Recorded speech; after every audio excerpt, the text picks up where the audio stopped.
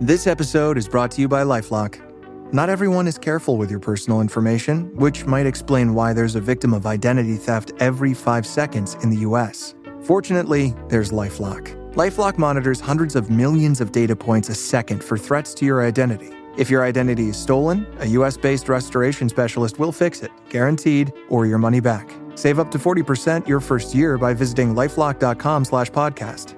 Terms apply. It's The Other Side of Midnight with Frank Morano.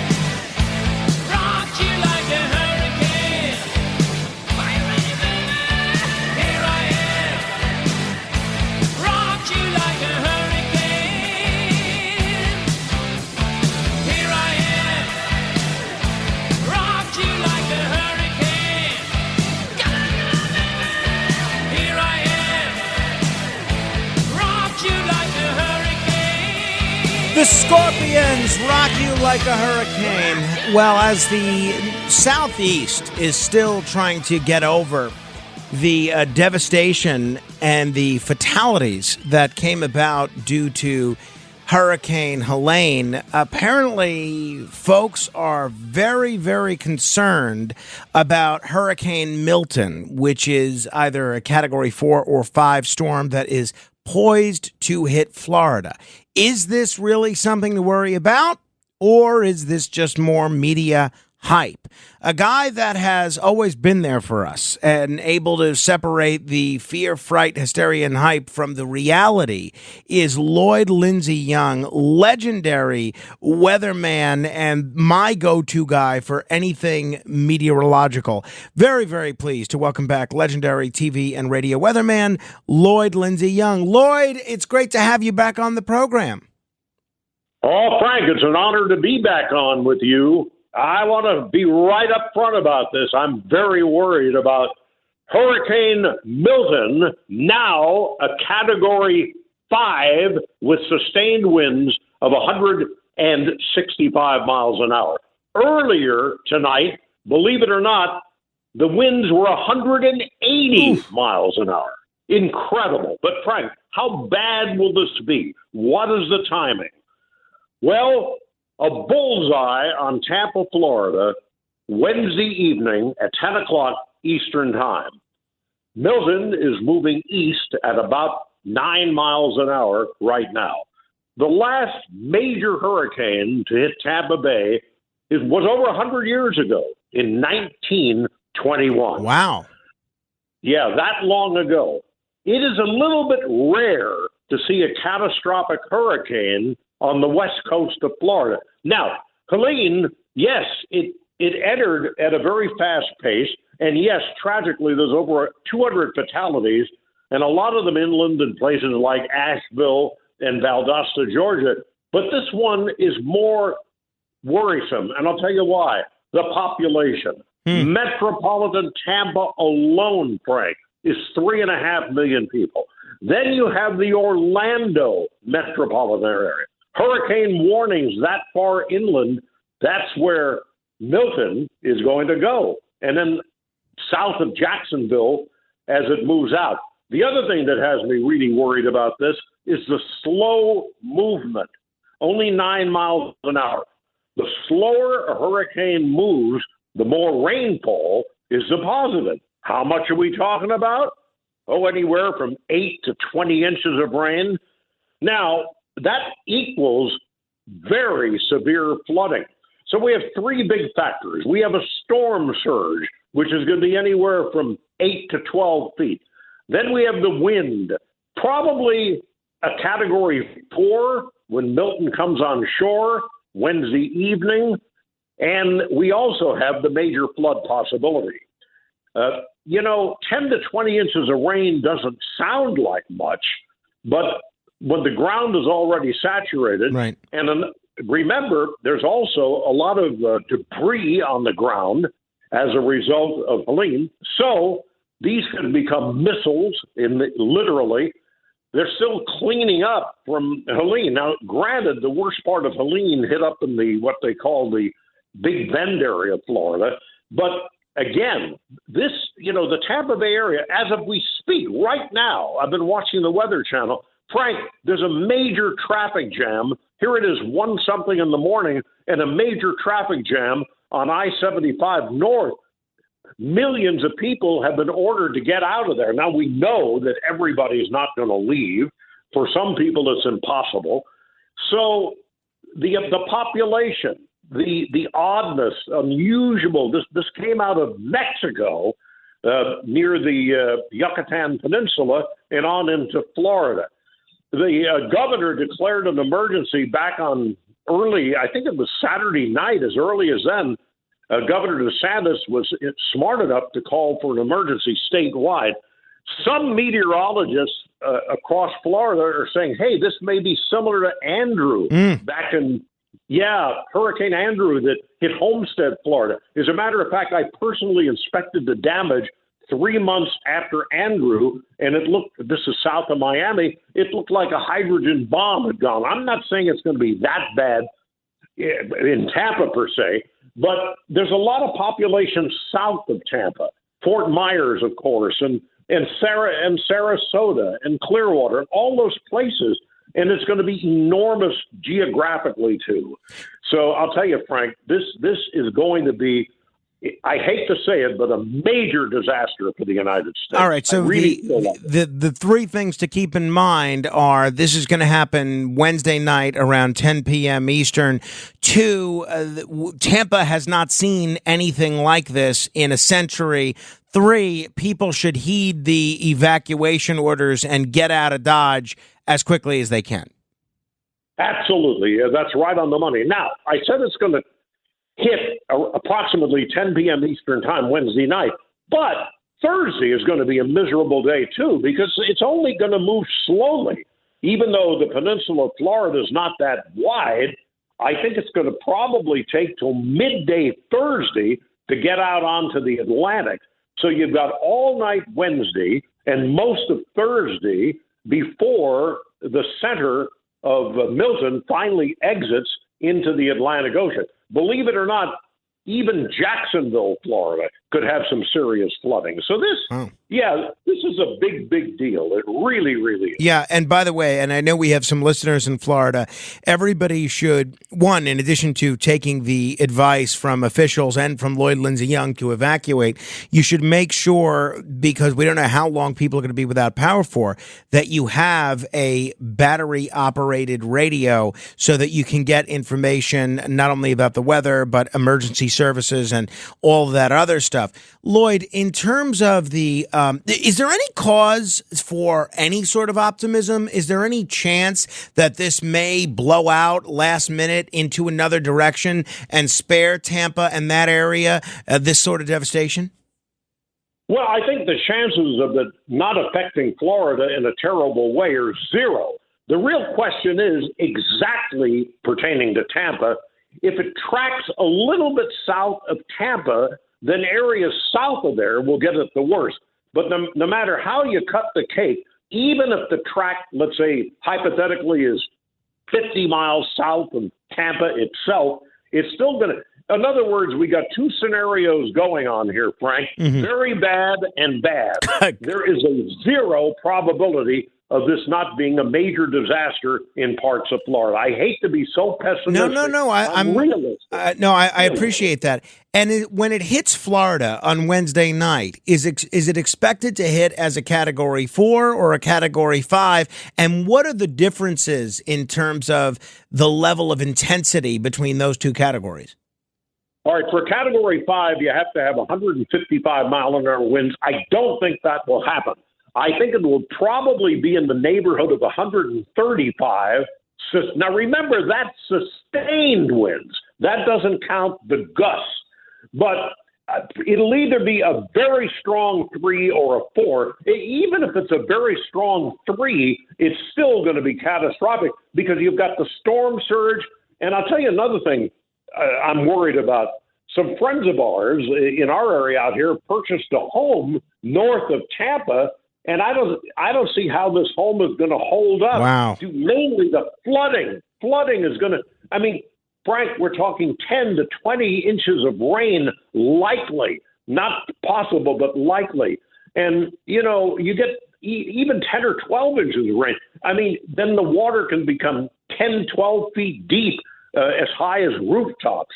So there's three threats going on: the storm surge, the wind, and the major flooding. As a matter of fact, historically, flooding causes more fatalities than the wind itself. Water, is very, very, very powerful. And the flooding, to me, is the most ominous of all of these three potential threats. But, Frank, I hate to be pessimistic. I'm not being realistic is the way I look at things.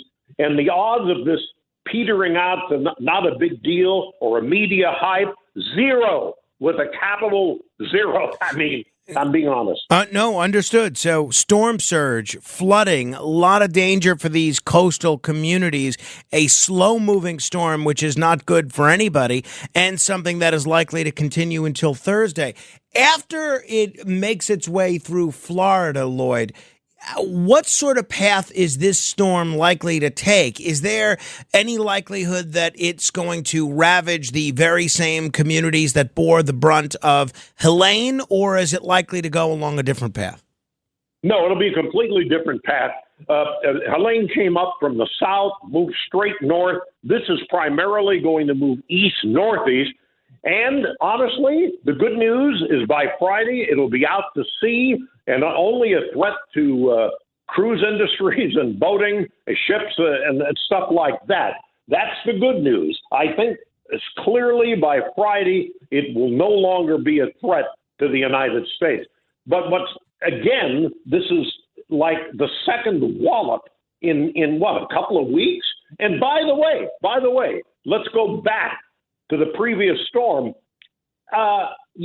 Helene, there are still, most of the city of Asheville, a beautiful town it used to be, 50,000 people, they still have no power. Yeah. I have a good friend who lives 10 miles north of there. They had to go further north to even get cell phone service, power. And you brought up a very, very good point. How long is the power going to be out in Florida? That means no air conditioning, no lights. I think it'll probably drastically affect cell phone service. I mean, there's so many facets to this. Oh, no doubt about it. You've made that very clear. It's interesting in just listening to you speak, Lloyd, and I remember your coverage of Hurricane Andrew over 30 years ago, and I remember how devastating that was. 30 years is a long time, especially in the media business, especially when it comes to science. With so many technological advancements in meteorology, how have tools like satellite imagery and storm radar improved the ability to track and predict the behavior of hurricanes like Milton? Are we in a different position or a better position to predict this storm than you were, say, in 1992 with Hurricane Andrew? Definitely, because, the worry in 1992 was that Andrew would hit Miami. And as it turned out, it came in 20 miles south of Miami. But you mentioned the satellite and the radar, but there's a couple of new tools, relatively new tools. They're called computer models, and there's like three or four of them. There's a North American model, there's a European model, and these models, in other words, scientific projections that appear on charts, indicate with pretty darn good accuracy. The closer you get to the event, the more accurate they become. I mean, let's go back to Saturday when the governor declared an emergency. Even that far back, some of the models were saying, "Hey, this means business." I mean, the thing about this, it accelerated so rapidly, and as a matter of fact, more quickly than any hurricane I can ever remember. Now, some of the more pessimistic meteorologists in Florida are actually saying this could be the worst hurricane in Florida's history. I'm not going to go that far. Not going to go that far. Now, that's too pessimistic.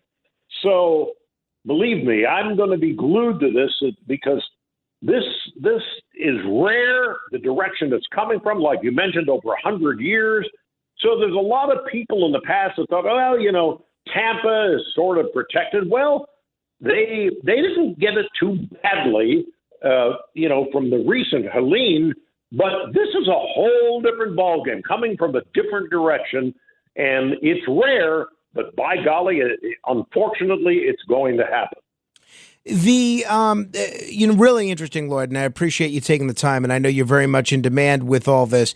Are there any common misconceptions that people have about hurricanes in general that you'd like to clear up in the context of Hurricane Milton?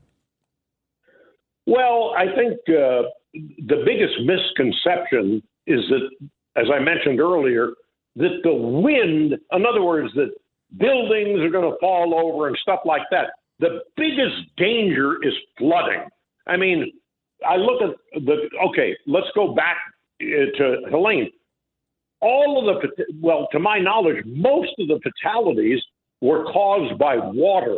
In other words, torrents of rain coming down mountainsides in the narrow valleys, and you know, people literally drowning. I mean, that's the biggest misconception. It's not the wind as much as the aggregate of water on the ground and the severe flooding. You know, water is so darn powerful, and I think people don't realize that. Of course, you know, you keep in mind we're going to have trees down, power lines down, and as I mentioned earlier, probably cell phones down. So it's going to be a tremendous recovery. It really is. Oh, another thing I need to mention, another factor is the Gulf of Mexico water temperature is 5 or 6 degrees above normal. Yes, it's early October, and yet the ocean temperature right off Tampa is roughly 86 degrees, and it should be in the low 80s, but for some reason, it's it's part of warming in general. I mean, it should be in the low 80s, yet it's 86 degrees. That's abnormally high. And remember, the warm Gulf is the fuel for hurricane, or the warm Atlantic. That's why places like San Francisco never get hurricanes. The water is too darn cold. Even Los Angeles had, I think, one tropical storm going back to the 1930s. So that's why it doesn't happen on the West Coast. You got to have warm water. That's what fuels them. You know, since you mentioned that, Lloyd, there's going to be a lot of folks in the coming days, and even already, not even in the coming days, that are going to make an issue of the impact of climate change. Do you think, and I don't want to, and I hate that this issue has become so political, but, and I don't want to get you involved in a political, discussion at all, but do you think that Milton's intensity or behavior could be linked to broader climate trends? Are we seeing more frequent or stronger storms because of global warming? Yes, we are.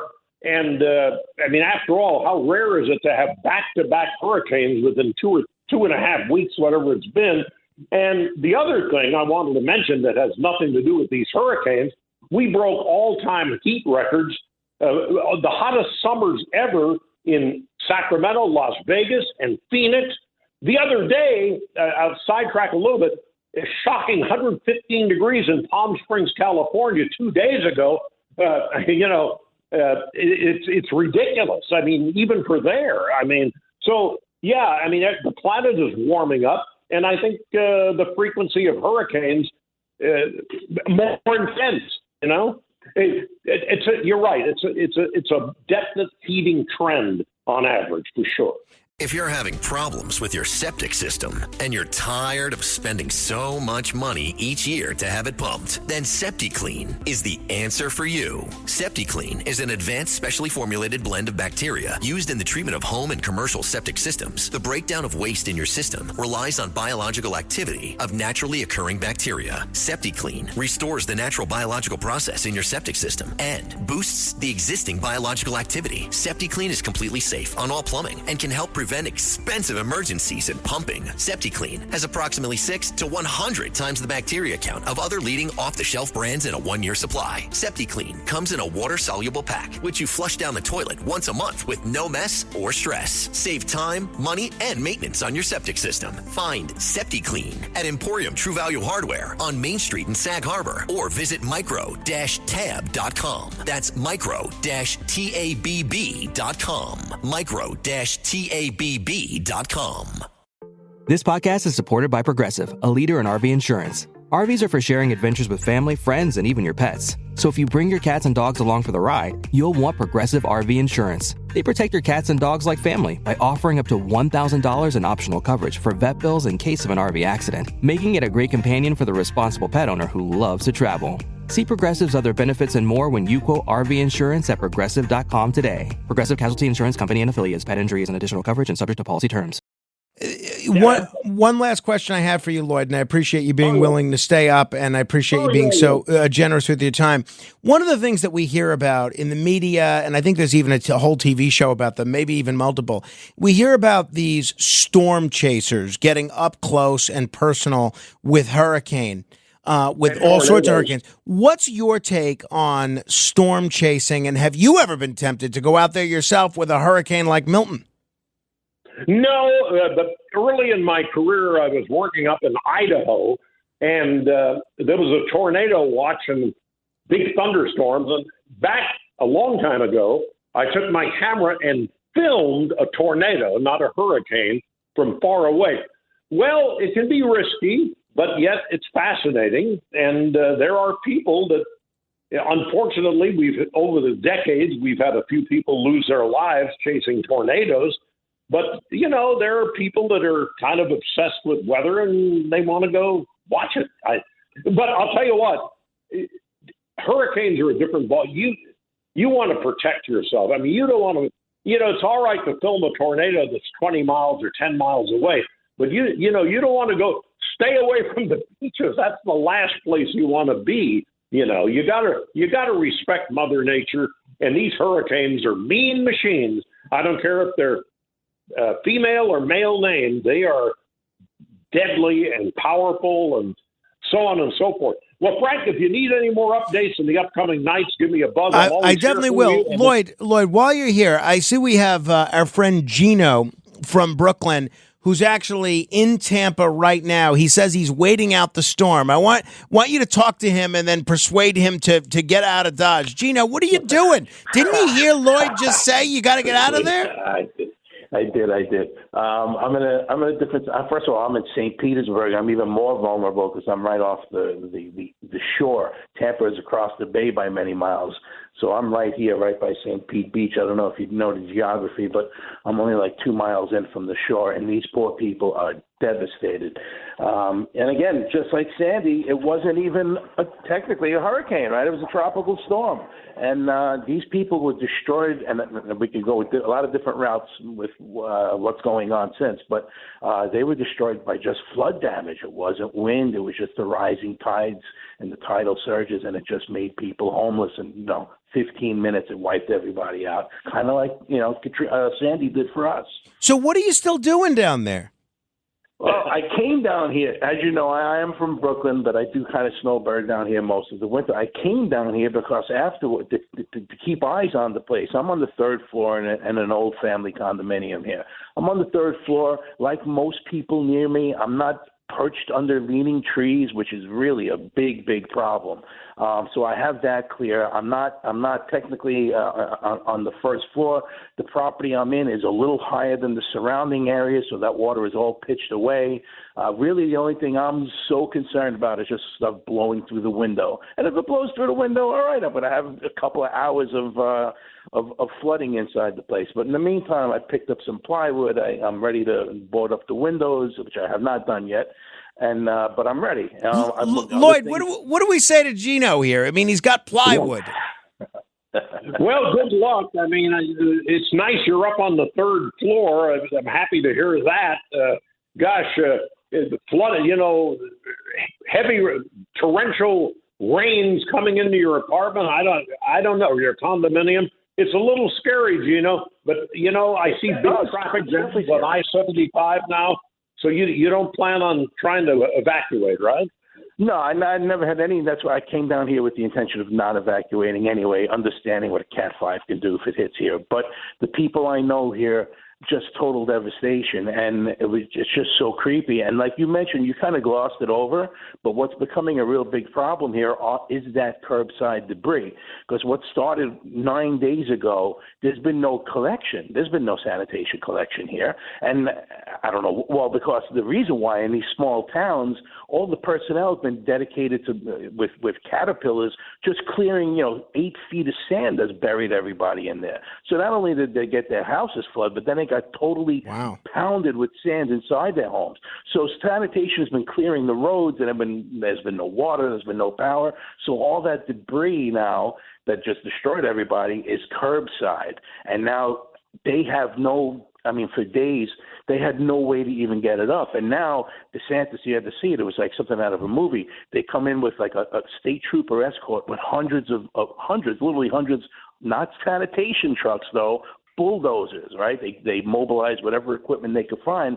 But all right, so now we have bulldozers, but we still don't have the personnel for tens of thousands of homes. Oof. I mean, the stretch of damage is like 30, 40 miles. It goes from Clearwater, like you said, from Clearwater all the way down to Sarasota. And again, like Sandy, it may not have affected people even a mile inland, but everybody within that mile was totally wrecked. All right, well, so we'll let Lloyd go to sleep because we may need his expertise in the coming days. Thank you, Lloyd. I appreciate it as always. Oh, it's really good luck, Gino. I wish you nothing but the best. And Frank, it's always a pleasure to be on with you. Thank you, Lloyd. If you're having problems with your septic system and you're tired of spending so much money each year to have it pumped, then SeptiClean is the answer for you. SeptiClean is an advanced, specially formulated blend of bacteria used in the treatment of home and commercial septic systems. The breakdown of waste in your system relies on biological activity of naturally occurring bacteria. SeptiClean restores the natural biological process in your septic system and boosts the existing biological activity. SeptiClean is completely safe on all plumbing and can help prevent expensive emergencies in pumping. SeptiClean has approximately 6 to 100 times the bacteria count of other leading off-the-shelf brands in a 1-year supply. SeptiClean comes in a water-soluble pack, which you flush down the toilet once a month with no mess or stress. Save time, money, and maintenance on your septic system. Find SeptiClean at Emporium True Value Hardware on Main Street in Sag Harbor or visit micro-tab.com. That's micro-tabb.com.